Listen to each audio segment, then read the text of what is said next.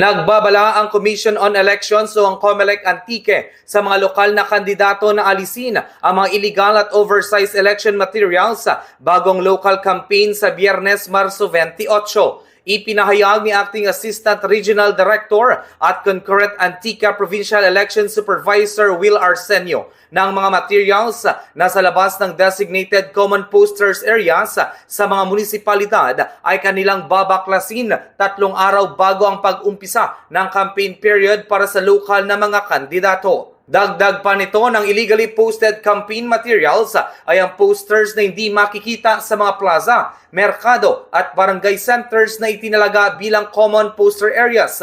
Samantala, ang mga oversized posters naman na dapat i-post ay may sukat lamang na 2 by 3 feet. Sa araw ng Biyernes, Marso 28, magsasagawa rin ng Operation Baklas ang COMELEC sa probinsya ng Antique katulad ng kanilang ginawa noong Pebrero 11 nang nag-umpisa ang national campaign.